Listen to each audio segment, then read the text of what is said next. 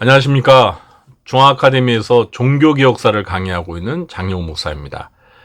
지난주에는 저희 교회 늘푸른 학당 어르신들을 모시고 저 파주에 있는 프로방스 마을로 가을 나들이를 다녀오는 바람에 한 주 휴강하게 되었습니다. 오늘 2주 만에 찾아뵙는데요. 오늘이 10월 31일입니다. 오늘이 무슨 날인지 혹시 아시나요? 1517년 10월 31일, 바로 오늘 종교개혁자 루터가 비텐베르크 성당 정문에다가 95개 논제, 그러니까 95개 반박문을 붙인 날입니다. 이 사건을 계기로 해서 이제 종교개혁이 불씨를 당기며 유럽으로 확산되는 그런 계기가 되었습니다. 오늘 이렇게 종교개혁 기념일에 또 종교개혁사를 강의하는 우연의 일치겠지만 그래도 매우 뜻깊은 것 같습니다. 우리가 지난 시간까지는 루터의 종교개혁에 대해서 3주에 걸쳐서 살펴보았습니다. 그런데 종교개혁 시대에 종교개혁자가 루터 한 명은 아니었습니다. 여러 종교개혁자들이 있었는데요.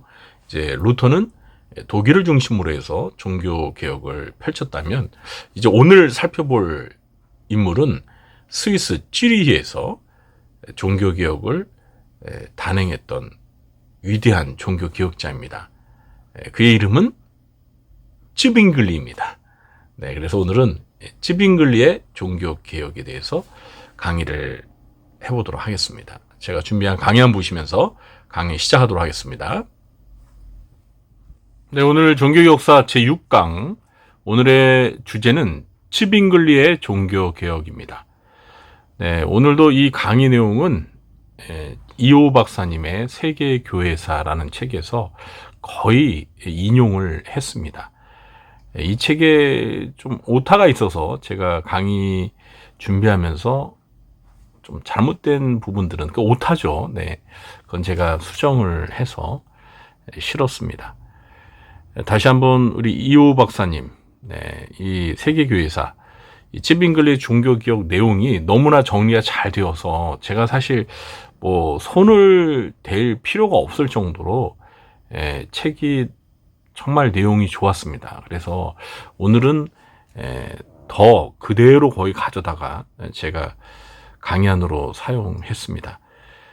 이호 박사님이 개인적으로는 저의 그 대학 신학대학 선배이기도 하시기 때문에 제가 이렇게 박사님의 저서를 허락을 받지 않고 사용하는 거에 대해서 아마 널리 양해해 주실 것 같습니다.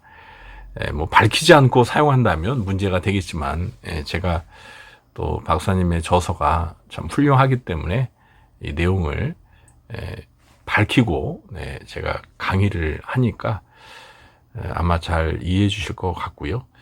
또 우리 성도님들도 지난번에도 말씀드렸지만 이호 박사님의 이 세계교회사 한 권 가지고 있으면 세계교회사에 대해서 이렇게 처음부터 끝까지 한 권으로 또 배울 수 있는 그런 좋은 기회가 될 것 같습니다. 네, 앞으로도 이 종교개혁사를 강의하는 동안은 제가 이호 박사님의 이 저서를 많이 사용하게 될 것 같습니다. 오늘 쯔빙글리 종교개혁에 대해서 이제 다뤄보겠는데요. 사실 강의를 준비하면서 누구보다도 제 자신이 이 종교개혁자 쯔빙글리에 대해서 많은 공부가 되었습니다.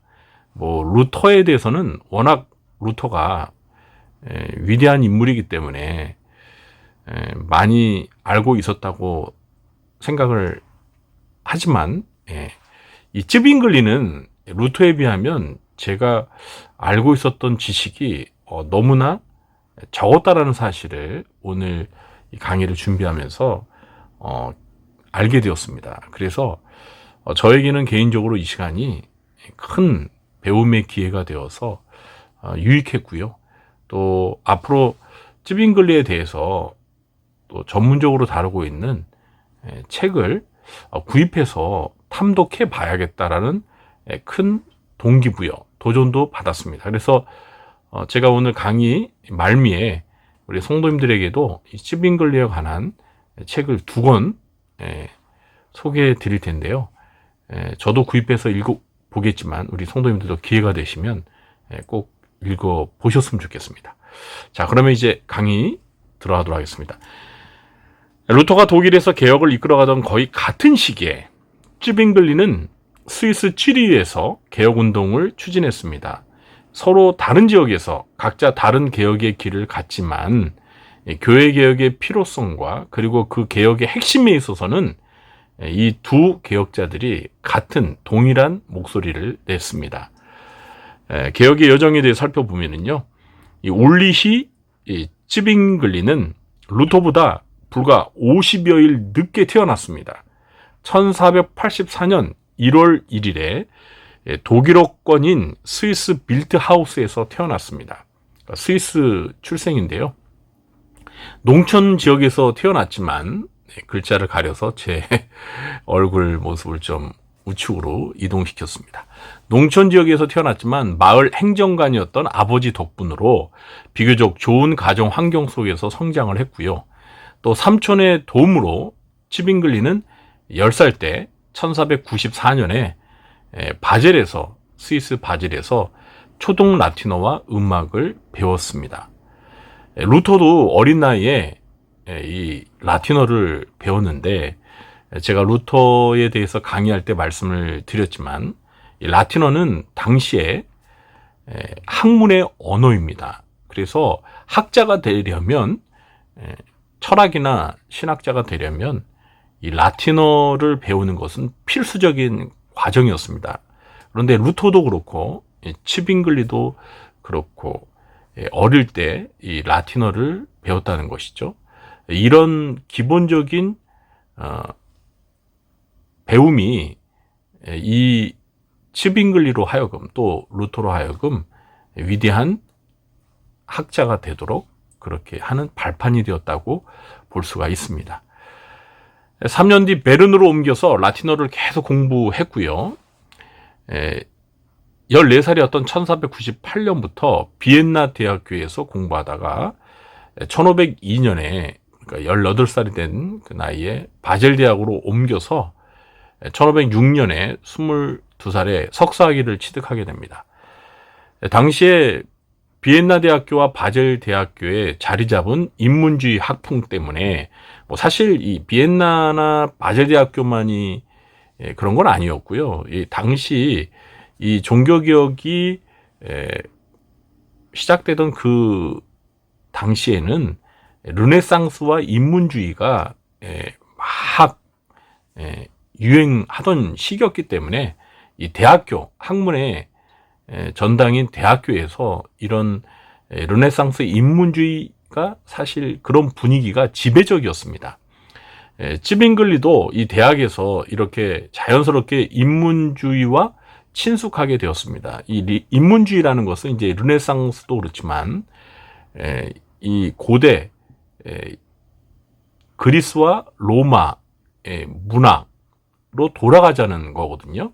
그래서 중세의 좀 신중심적 그 사고에서 세계관에서 인간 중심적 세계관으로 이렇게 부활, 그러니까 고대 그리스와 로마의 그 사상, 그 문화, 문학 이런 것들로 돌아가자라는 움직임이 르네상스 인문주의이기 때문에 특히 이제 그 인문주의자들이 강조했던 게 뭐냐면 그希腊이나 로마의 그 문학이나 이런 작품 예술들을 원전으로 읽자는 거예요. 원전.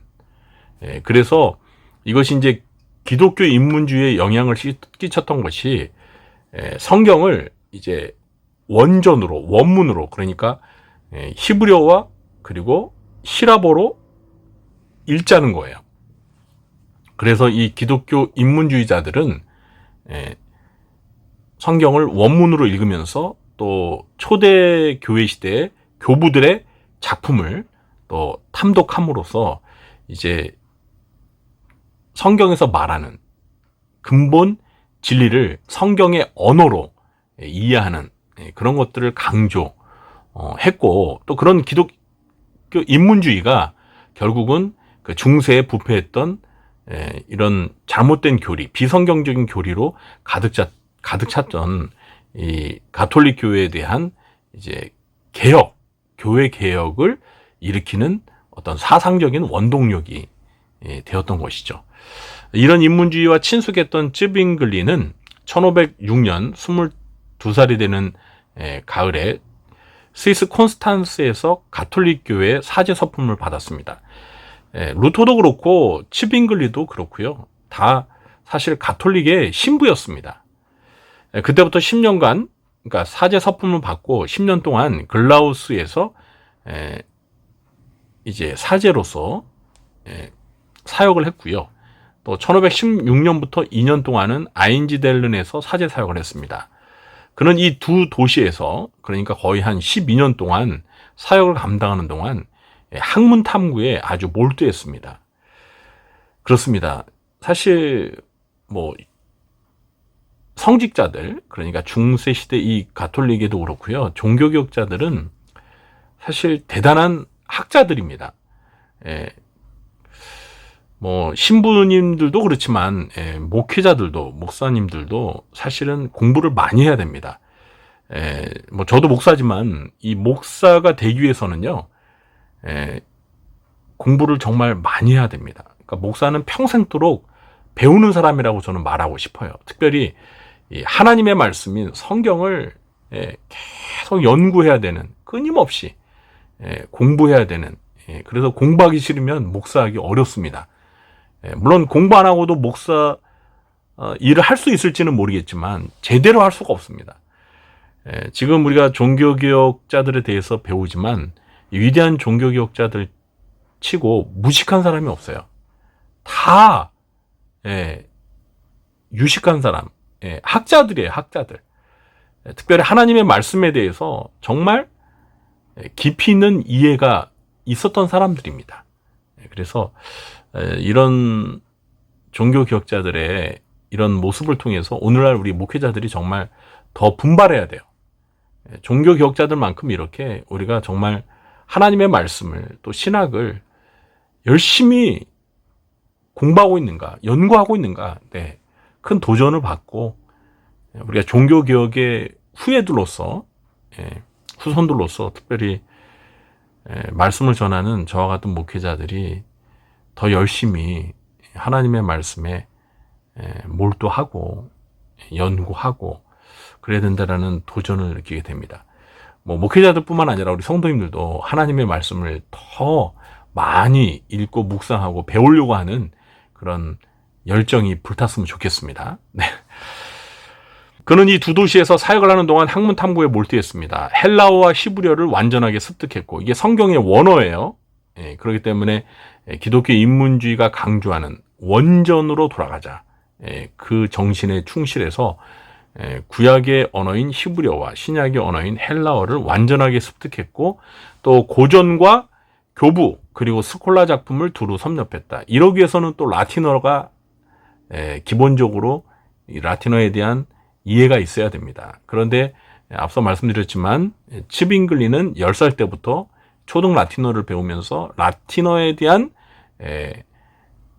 공부를 아주 철저히 해두었기 때문에 뭐 성경 원어도 또 교부들의 작품도 다 원전으로 읽을 수 있는 탄탄한 실력을 가지고 있습니다.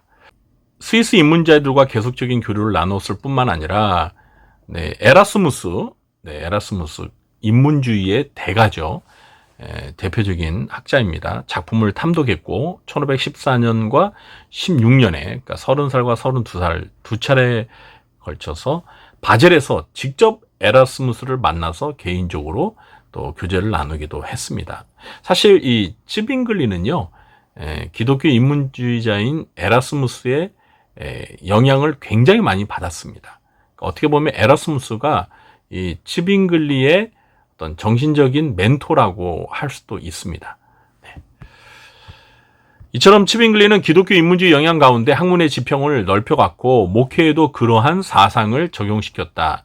아인지 텔른에서 목회할 때 가톨릭 교회의 선행론은 구원과 아무런 관계가 없다는 설교를 통해서 사람들로부터 주목을 받았다. 네, 가톨릭 사제인데 당시 가톨릭 교회에서 가르치는 이 구원의 선행이 필요하다는 이런, 물론 성경적으로는 잘못된 사상이지만 이 가톨릭 교회의 이 구원관에 대해서 반대의 목소리를 냈다는 거, 이거는 사실 대단한 겁니다. 루터도 그렇지만 가톨릭 교회에 사실 정면으로 뭐라 그럴까요? 반박하는 거잖아요. 그러니까 좀 과장되게 말씀드리면 목숨 내걸고 하는 겁니다. 그러니까 또 종교 개혁을 할 수 있었던 거죠. 가톨릭 교회의 선행론은 구원과 아무런 관계가 없다는 설교를 통해 사람들로부터 주목을 받았습니다. 1518년 34살 때 12월 츠빙글리는 쥐리히시의 그로스민스터 교회 사제로 초빙을 받았습니다. 에라스무스적 개혁을 선호하며 용병제도에 반대하는 시의회가 같은 입장을 따르는 츠빙글리를 적임자로 선택했던 것입니다. 그러니까 쥐리히 시의회와 그리고 이 츠빙글리의 어떤 그 사상적인 일치가 있었기 때문에 이 시의회에 추구하는 것과 그리고 츠빙글리가 가지고 있는 그 사상이 서로 이렇게 일치가 되어서 이 그로스민스터 찌리시의 그로스민스터 교회에서 이 츠빙글리를 이제 오늘날로 말하면 이제 담임 목사로 이렇게 초빙을 했던 겁니다.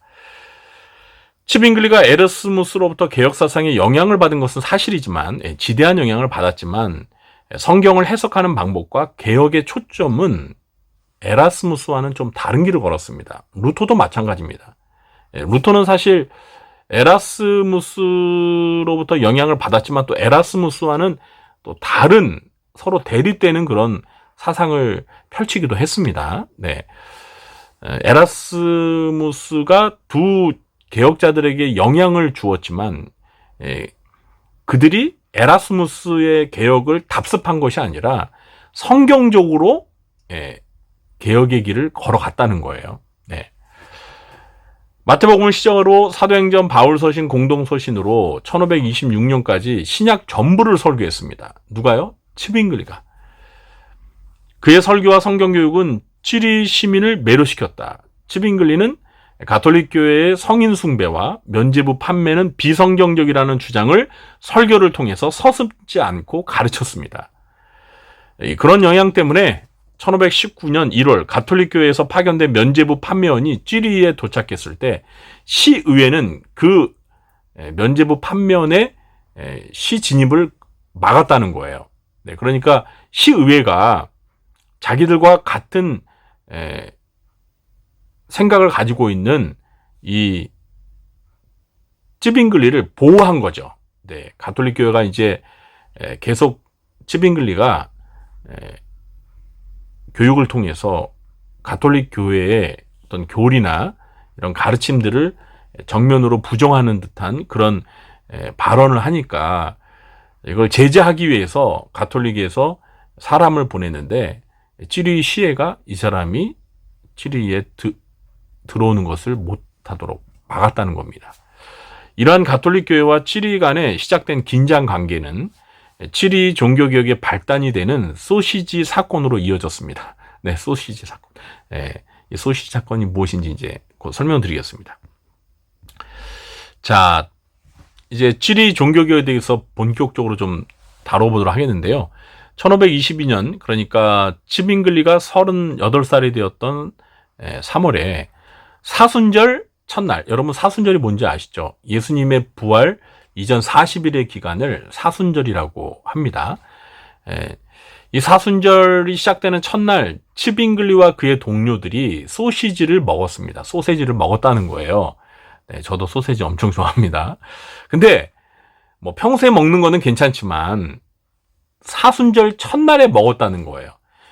당시에 가톨릭 교회에서는 사순절 기간에, 그러니까 예수님의 그 십자가의 그 죽음을 앞둔 이 40일 기간 동안 당시 가톨릭 교회는 예수님의 고난과 죽음을 생각하며 이 기간을 아주 경건하게 보내기 위해서 육식을 금지하는 규정이 있었습니다. 그런데 이 사순절이 시작되는 첫날에 육식 금지 규정을 위반하고 이 츠빙글리와 동료 친구들이 소세지를 먹었다는 거예요. 육식을 했다는 겁니다. 그래서 이것이 문제가 되어서 논쟁이 일어나자 츠빙글리는 곧바로 사순절의 육식 금지는 성경적인 근거가 없을 뿐만 아니라 하나님께서 주신 음식은 무엇이든지 자유롭게 먹을 수 있다라고 설교를 했습니다. 이로 인해서 이제 가톨릭파와 츠빙글리파 간의 논쟁이 발생하게 되었는데 이게 그해 그러니까 1522년 1년 내내 계속되었습니다. 그래서 마침내 1523년 그러니까 1년이 이제 지나면서 1월 29일 날 찌리 시청에서 이 양측 간에 그러니까 가톨릭과 츠빙글리의 주장을 이제 지지하는 츠빙글리파 간에 이제 공개 토론회가 열렸습니다. 이게 1차 공개 토론회인데 이제 약 600명의 청중이 모인 토론회 자리에서 츠빙글리가 67개 신조를 발표하게 됩니다. 67개 신조. 그러니까 루터가 95개 반박문, 95개 논제를 1517년 10월 31일 날 비텐베르크 성당 정문에 이렇게 붙였던 것처럼 츠빙글리는 67개 신조를 발표했습니다. 여러분 그러니까 우리가 루터 하면은 95개조 반박문 그리고 츠빙글리 하면 67개 신조 이렇게 좀 알고 계셨으면 좋겠습니다. 네. 이 신조 서두에 오직 성경에 따른 개혁 의지를 츠빙글리가 다음과 같이 피력했습니다. 나 울리 츠빙글리는 다음의 67개 신조와 견해가 하나님의 영감으로 기록된 성경에 기반하여 취리에서 설교했던 것임을 고백한다. 나는 그 조항들에 대한 논쟁을 제안한다. 내가 성경 말씀을 바르게 이해하지 못했다면 배우고 고칠 것이다. 단 성경 말씀만을 통해서 그렇게 할 것이다. 라고 이렇게 말을 했습니다. 그러니까 이 67개 신조가 오직 성경에만 기반을 둔 그런 신조라는 거예요. 가톨릭은 당시에 성경과 상관없는 비성경적인 교리들을 가르치고 했는데 이제 츠빙글리는 그런 비성경적인 교리는 반대하고 오직 성경에 근거하여 올바른 신조를 가르치고 주장한다. 이걸 이제 츠빙글리가 말을 했던 겁니다. 주장했던 겁니다. 츠빙글리는 67개 신조에서 믿음을 통해 구원을 얻는다는 이신칭의를 강조했으며 괄호에 있는 것이 이제 그 67개 조에서 해당되는 그 신조를 말하는 겁니다. 그러니까 15, 16조에서 믿음을 통해 구원을 얻는다는 이신칭의 신조를 강조했다는 거예요. 교황에 관한 17조에서는 교황권을 비판했습니다.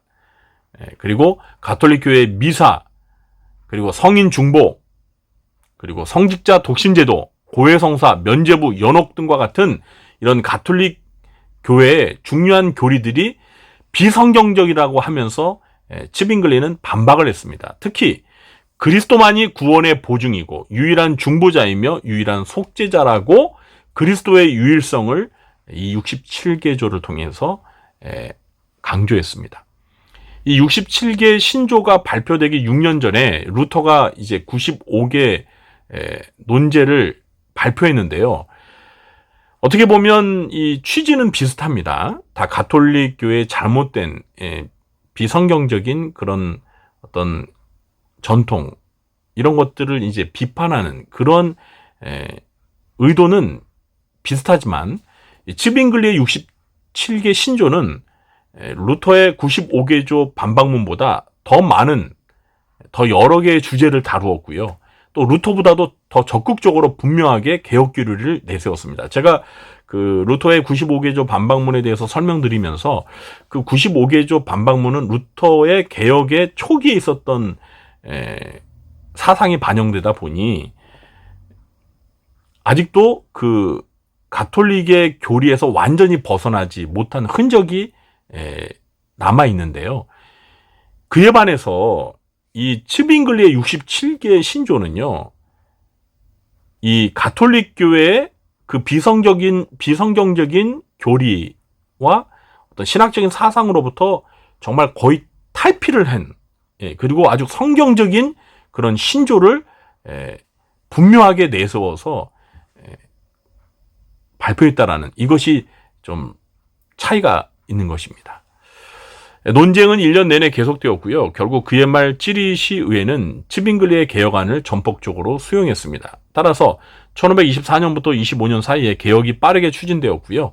67개 신조에 따라서 성화, 여기서 말하는 성화는 이제 가톨릭 교회 안에 성인들의 그림이 그려진 그 그림을 말하는 겁니다. 뭐 예수님의 생애에 관한 뭐 그림, 이런 것들을 가톨릭 교회는 성화를 많이 막 이렇게 붙여놓고 그 앞에서 뭐 기도도 하고, 그걸 마치 그 그림을 이렇게 숭배하는 듯 그런 문화가 있었거든요. 그래서 이 성화와 또 성상,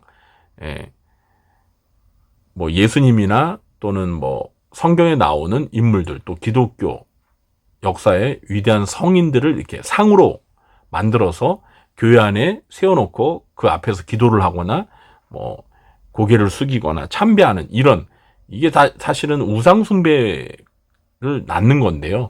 이런 것들을 다 비성경적이라고 해서 성화와 성상을 모두 다 철거했습니다. 그리고 수도원도 폐쇄하고, 또 교황청과의 관계를 아주 단절해 버렸어요. 또 사순절 금식 제도도 폐지했습니다. 또 성직자의 결혼을 허용했습니다. 독신 제도가 비성경적이다 해서 성직자의 결혼을 허용했고요. 또 미사 예배를 철폐하고, 그러니까 이 가톨릭의 그 미사가 당시에 구약의 이 제사제도처럼 그런 희생제사 개념이 있었거든요. 그래서 이 미사 예배도 철폐하고 설교 중심의 오늘날 개신교의 예배 스타일로 개혁을 단행했다는 겁니다. 그리고 성도들이 직접 성찬에 참여하도록 허용했습니다. 그리고 이 루터도 마찬가지지만 가톨릭 교회가 이 뭡니까, 빵만 주고 포도주는 주지 않았던 이런 그런 가톨릭의 성찬과 달리 빵과 포도주를 다 받을 수 있도록 그렇게 성찬의 개혁도 이루어졌습니다. 당시 스위스는요, 캔톤이라는, 이것이 이제 캔톤이라는 말이 일종의 이제 자치주인데요. 당시 이 스위스가 자치주가 이렇게 많이 모여있는 도시연맹 국가였습니다. 한 16개 주가 이렇게 모여서 하나의 국가를 형성을 했는데, 이제 그 자치주, 그러니까 캔톤이라고 불리는 자치주들이 나름대로 다 서로 연합하면서 연맹을 이루면서도 독립된 그 자치주를 형성했었어요. 그런데 이 찌리시가 다른 그 자치주와는 다르게 이 찌빙글리의 교회 개혁 사상을 적극적으로 받아들여서 시행하자 그 주변의 자치주 가운데 가톨릭을 신봉하는 그런 도시들과 이제 대립, 갈등이 생기게 되겠죠. 그래서 양측 간에 전쟁이 벌어지게 되었습니다. 1531년, 그러니까 츠빙글리가 47살 되었을 때 10월 11일 날 가톨릭을 지지하는 6개 도시와 도시의 연합군대와 또 찌리 군대 간의 마지막 치열한 전투가 카펠에서 벌어졌는데, 연합군은 이제 도시가 많다 보니 연합군대 인원이 8,000명에 달했고요. 찌리군은 불과 2,300명밖에 되지 못했습니다. 그러니까 숫자가 열세하기 때문에 결국은 찌리 군대가 대패를 당했고요. 이 전투에 이제 군목으로 찌빙글리가 참여해서 부상자들을 돌보았는데, 찌빙글리도 이 전쟁에서 그만 부상을 입게 되고, 결국에는 이 전쟁에서 찌빙글리가 사망하게 됩니다. 이때 이제 죽기 전에 그 가톨릭 연합군의 신부가 찌빙글리에게 자기가 볼 때 찌빙글리가 너무나 죄를 많이 졌으니까 고해 성사를 하라고 막 종용을 했습니다. 그러나 찌빙글리는 고해 성사 자체가 비성경적인 교리다 보니 거부했죠. 그래서 결국은 이 전쟁에서 찌빙글리가 47살의 나이에 인생의 황금기에 안타깝게 죽게 되는데, 이 가톨릭 군인들이 이 츠빙글리의 시신을 4등분으로 시신을 찢어서 불태워 버렸습니다. 참 나쁜 짓을 했죠. 네. 그래서 이렇게 가톨릭의 군대에 의해서 어떻게 보면 순교를 당한 거죠. 네. 츠빙글리의 죽음 이후에 이제 치리 개혁 운동은 그의 개혁 동지였던 하이니 블링거에게 이제 바통이 이어지게 되고요. 1536년 블링거는 제1 헬베틱 신앙 고백서를 작성해서, 이 헬베틱이라는 게 이제 고대 라틴식 이름으로 스위스인이라는 말입니다. 그러니까 어떻게 보면 제1 스위스인 신앙 고백서라고 이렇게 할 수도 있겠습니다. 블링거의 손을 통해서 소위 개혁교회의 첫 신앙 고백서가 태동하게 되었습니다. 그리고 1549년 5월 블링거와 유명한 그 종교개혁자 존 칼빈의 주도하에 이제 스위스 개혁자들과 독일 남부 지역의 목회자들이 쥐리히에서 모여서 쥐리히 합의서를 만들게 되는데, 이 합의서에 서명한 개신교인들을 가리켜서 리폼드, 개혁파라고 불렀습니다. 이게 굉장히 중요한 겁니다. 네. 존 칼빈도, 우리가 이제 종교개혁사에 존 칼빈의 종교개혁에 대해서 살펴보겠지만, 이 칼빈도요, 제네바에서, 그러니까 스위스 제네바에서 종교개혁을 하고 있었거든요.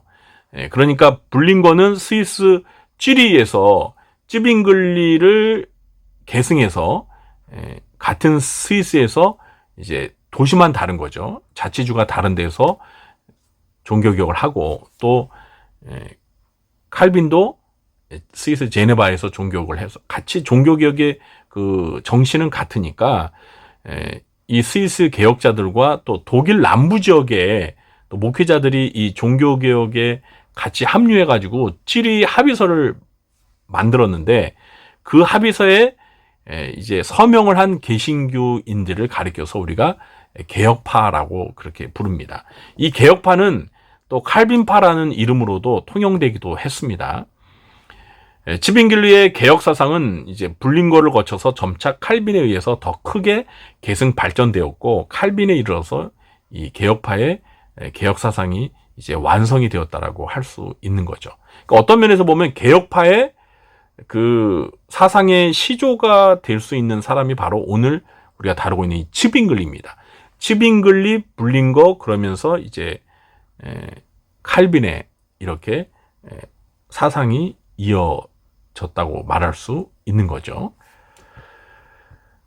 세 번째로 이제 마지막 주요 업적과 신학에 대해 살펴보겠는데요. 츠빙글리와 개혁파에 대해서 좀 더 다뤄보겠습니다. 츠빙글리는 루터처럼 극적인 소명 과정이나 95개 논제와 같은 사건이 없었습니다. 기독교 인문주의를 통해 종교개혁의 필요성을 깨달았고, 루터와 같은 시기의 목회를 통해 개혁의 기치를 드러냈습니다. 가톨릭 교회의 공격을 효과적으로 저지하고 개혁을 적극적으로 실행하기 위해서 츠빙글리와 루터 간의 연합이 절대적으로 필요하다고 생각한 사람들이 있었습니다. 네, 거의 같은 시대에 같은 어떤 개혁의 필요성을 느끼고 개혁을 펼쳤던 사람들이기 때문에 서로 연합하면 이게 시너지 효과가 있을 거라 생각하던 사람들이 있었어요. 그래서 1529년 10월에 독일의 선제후 헤세의 필립이 주선을 해서 이 츠빙글리와 루터가 만났습니다. 마르크부르크에서 회담을 가졌는데요. 이 회담에서 두 사람은 이제 15개의 이제 항목에 서로 합의점을 이렇게 하려고 했는데, 거의 다 나머지 견해는 일치가 됐는데, 그만 이 성찬에 관한 입장이 서로 아주 달라서요, 이 회담이 결렬되고 말았습니다. 루터는 우리가 루터에 대해서 살펴봤을 때 말씀드린 것처럼, 루터는 이 성찬에 대해서 문자적 해석을 해서 공제설, 그러니까 떡과 포도주 그 안에 예수님의 살과 피가 이제 임재한다라고 이렇게 공제설을 주장했잖아요.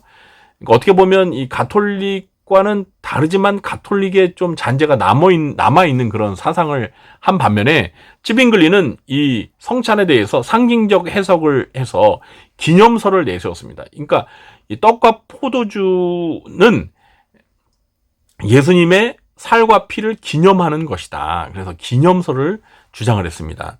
루터와 이 츠빙글리 간에 성찬에 대한 인식이 너무나 달라서 이 일로 두 사람은 사실 합의점을 갖지 못하고 서로 각자의 길을 가게 됩니다. 그리고 루터는 이제 찌빙글리에 대해서 이때 헤어지면서 이런 말을 했다고 해요. 우리는 영이 서로 다르다. 이런 말을 했다고 합니다. 이건 어떻게 보면 루터 입장에서 봤을 때 찌빙글리는 루터의 기준으로 봐서는 함께 할 수 없는 사람이라고 이렇게 사실 선을 그으면서 결별을 한 거나 마찬가지입니다. 마르부르크 회담의 결렬은 개신교 개혁운동의 분열을 초래했고요. 그래서 루터를 따르는 개신교를 루터파라고 합니다. 루터파. 그리고 찌빙글리를 따르는 개신교를 이제 처음에는 찌빙글리파라고 하다가 이제는 나중에는 개혁파라고 불렀습니다. 그래서 찌빙글리, 하인리, 블링거 그리고 칼빈에 이르기까지 이 라인을 이제 개혁파라고 부르게 된 것입니다. 그리고 같은 종교 개혁을 했지만 이렇게 좀 부분적인 견해가 좀 달라서 이렇게 서로 다른 길을 걸어간 이 루터의 사상을 그대로 계승하는 개신교를 루터파라고 합니다. 그래서 우리나라에도 이제 루터파가 있어요. 그 루터파가 있는데 특히 이제 루터파에서 아주 알려진 유명한 배우 출신의 목사님 있죠. 임동진 목사님. 아시죠? 임동진 목사님. 영화 배우자 탤런트 출신의 임동진 목사님이 루터파 출신의 목사님입니다. 네.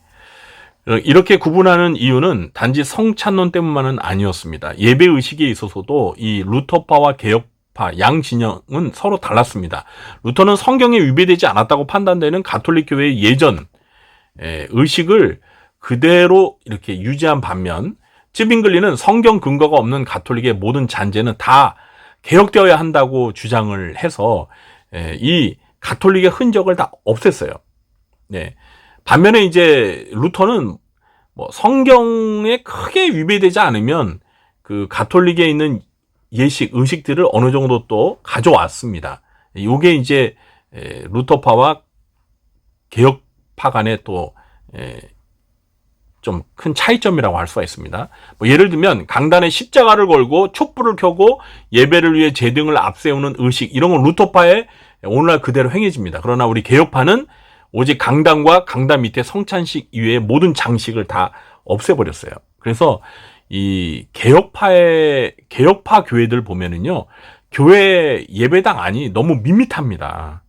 뭐 거의 뭐 장식도 없고 십자가도 없어요. 그래서 우리 합동 측에서도요, 십자가가 물론 건물에는 달지만 교회 예배당 안에는 앞에 중앙에 십자가가 없습니다. 네, 우리 교단은 없어요. 물론 이제 우리 합동교단 안에서도 개교회별로 교회 앞에다가 뭐 십자가를 이렇게 설치하는 교회들도 있지만 개혁파에서는 이런 것들 다 없앴습니다. 두 번째, 찌빙글리의 개혁 원리. 찌빙글리는 루터와 동일하게 그리스도인의 신앙과 삶의 유일하고 최종적인 권위는 오직 성경뿐이라는 원리를 개혁의 근본으로 삼았습니다. 이건 동일합니다. 1523년 1월에 67개 신조 서문이 보여주듯이 아까 읽었죠, 제가요. 찌빙글리는 신조의 모든 견해가 오직 성경에 기초하고 있음을 밝혔으며 성경만을 통해서 토론하고 성경의 가르침에 따라 고칠 것이라고 제시했습니다. 마치 루터가 1521년 4월 보름스 회의에서 행했던 최후 진술, 여러분 아시죠? 연상케 할 정도로 그의 서문의 내용이 일치하고 있었습니다. 또한 67개 신조는 구원은 선행이 아니라 오직 믿음을 통해서 주어진다는 오직 믿음의 신앙을 강조했습니다. 이것도 뭐 루터와 같은 동일합니다. 또한 그리스도가 복음의 핵심이며 죄 용서와 구원의 유일한 통로라는 오직 그리스도 사상을 전개했습니다. 1524년부터 본격적으로 진행된 취리의 개혁은 67개 신조의 사상을 충실하게 이행했습니다. 따라서 다음과 같은 원리는 찌빙글리가 펼쳤던 교회 개혁의 근본이고 방향이며 원리라고 할 수 있습니다. 그 세 가지가 무엇이냐면 오직 성경, 그리고 오직 믿음, 오직 그리스도. 그래서 사실 이거는요, 모든 종교개혁자들이 함께 공유하는 개혁의 원리라고 할 수 있습니다. 이런 면에서 볼 때는 루터와 찌빙글리는 같은 개혁의 원리를 가지고 교회 개혁을 했다라고 볼 수가 있는 거죠. 세 번째, 찌빙글리의 저서를 좀 살펴보겠습니다. 성경은 찌빙글리 신학의 중심이었고요. 개혁의 원천이었습니다. 67개 신조를 발표하기 4개월 전인 1522년 9월에 찌빙글리는 하나님의 말씀의 명확성과 확실성이라는 책을 출판했고요. 설교 형태의 이 논문 서론에서 인간은 거짓투성이며 오직 하나님만이 참되다고 말하면서 성경은 어둠의 거짓 속에 빛을 주시는 하나님의 말씀이라고 강조했습니다. 하나님의 말씀이 명확하고 확실한 이유는 하나님의 말씀이 사람으로부터 나온 것이 아니라 하나님으로부터 나왔기 때문이라고 피력했습니다. 츠빙글리는 하나님의 말씀을 명확하고 확실하게 이해하기 위해서 반드시 말씀과 하나님의 영, 성령으로 인도받아야 한다는 것을 강조했습니다. 성령의 조명하심을 통해 깨달은 하나님의 말씀은 인간을 어둠에서 빛의 자리로 인도해 주신다라고 확신했습니다. 이처럼 츠빙글리는 성경의 유일하고 최종적인 권위를 절대적으로 확신했을 뿐만 아니라 하나님의 말씀으로서의 성경의 무호성, 그러니까 성경은 오류가 없다라는 성경의 무호성과 그리고 성경을 올바로 이해하기 위해서는 성령의 조명하심, 성령께서 그러니까 성경의 원저자이신 성령께서 그 말씀의 의미를 깨닫게 해주시는 성령의 조명하심이 절대적으로 필요하다는 그러한 견해를 주장했습니다. 츠빙글리의 신학을 살필 수 있는 또 다른 중요한 작품은 1525년 3월에 출간한 참된 종교와 거짓 종교라는 책입니다. 츠빙글리 이 책에서 참된 종교, 참된 신앙은 삼일체 하나님과 바르게 교제하고 하나님의 말씀에 일치하는 삶이라고 강조했고요.